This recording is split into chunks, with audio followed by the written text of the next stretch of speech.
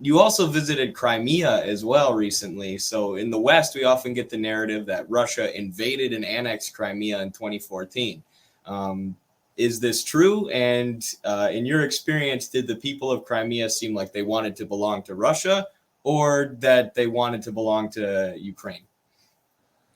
Yeah, it's very clear that the people in Crimea are happy being part of Russia. And it's prospered a lot. In fact, you can read mainstream papers. I think the Washington Post, even I saw an article from 2020 where they concluded, they did a poll and they talked to people there and they concluded people are very happy being part of Russia.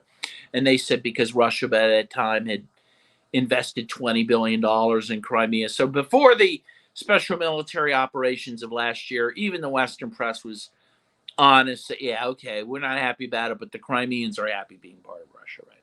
Let me give you a little history of Crimea just so people understand, why they would think this. So first of all, Crimea became part of Russia in 1783. Catherine the Great annexed it as part of Russia, and they became part of Russia at that time. So, you're looking back at over 200 years of history with Russia. And it was continued to be part of Russia and then the Soviet Union until 1954. By the way, in the meantime, in 1921, as part of the Soviet Union, it actually became an autonomous republic of its own, but it was continued to be part of the Soviet Union.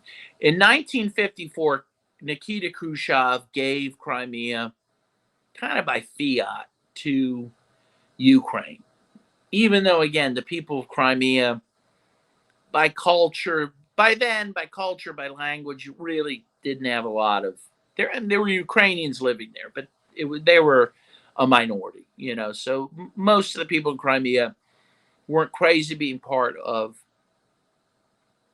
Ukraine. But as people told us in Crimea, who we talked to about this whole history, they said, well, but no one really cared that much because we were still all part of the Soviet Union, and no one thought in 1954 the Soviet Union was going away. So it's kind of 6 to 1, half a dozen of another. But then this began to change, even before the Soviet Union collapsed. In 1989, so this is 2 years before the Soviet Union collapsed, but of course the East Bloc has collapsed by then. The Warsaw Pact has collapsed. In 1989, the Ukrainian SSR passes a new language law which makes Ukrainian the only national language of Ukraine, of the Ukrainian SSR. So that would include Crimea.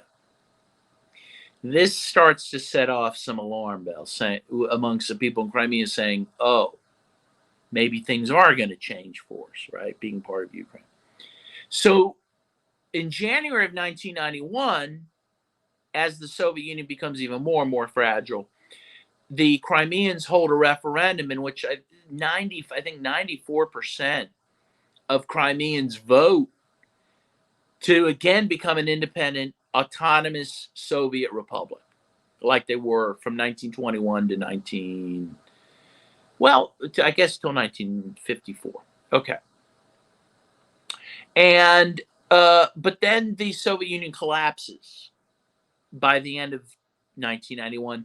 This wasn't all worked out, what this was going to mean. I mean, all the parties, including Ukraine, they respected the referendum, but it wasn't clear how this was going to, play out administratively. Then the Soviet Union collapsed, which meant all the republics became their own countries.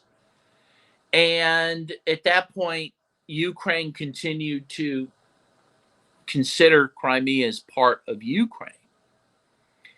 And to treat it as such, even despite this referendum in January 1991. And immediately it was not a happy marriage because, again, Ukraine immediately tried, engaged in more and more acts of what they called the Ukrainization of the country, meaning trying to make the Ukrainian language and culture the dominant one over the Russian one, over other ones as well. And so, by the way, so first of all, in 1998, the Crimean Parliament passes their own language law saying, memorializing Russian, Ukrainian, and Tatar as the three languages of Crimea, despite whatever Kiev was doing. They said those are our three national languages, which also tells you something, right? They didn't make it Russian. They said it's going to be the three language, Russian, Ukrainian, Tatar. So even now, Crimea is starting to push back a little bit. But by 2014, with the coup there, with the troubles happening in the Dom, threats being made against the Russian population, the Crimeans finally said, we're done. We want out. And we think actually we're safer with Russia. We just want to go with Russia. They held a referendum. Again, 94% of the population, something like that, voted to go with Russia. And again, if you can find all sorts of mainstream articles in years after that saying they were happy with that decision. They're clearly happy. Russia's invested, again, $20 billion or more in that country, in Crimea, which had been basically, by the way, ignored by Ukraine in terms of investment and whatnot. After the referendum, at some point, Ukraine cut electricity off to Crimea for 8 months. People didn't have electricity. They dammed a river that fed fresh water into Crimea. So the Ukraine did nothing to endear itself to those people after the referendum either, right?